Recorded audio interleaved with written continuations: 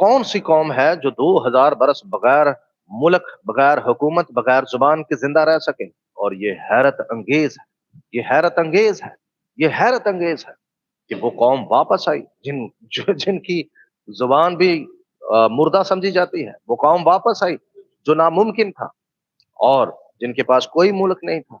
Bible में यिर्मयाह की किताब में लिखा है, मैं तुझे चट्टानों के शगुफों से निकाल कर वापस लाऊंगा। क्यों? क्योंकि ईद क़याम में इकट्ठा किया जाता है।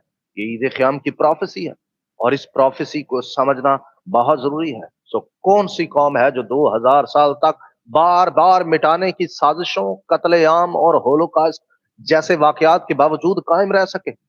मगर यहोवा एलोहीम ने फरमाया, तुम मेरे गवाह हो, चाहे तुम मुझे पहचानो या ना पहचानो, तुम मेरे गवाह हो।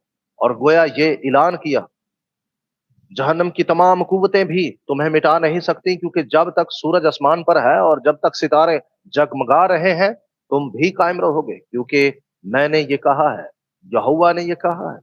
मेरे भाइयों और बहनों, इसराइल का वजूद एक जबरदस्त गवाही है।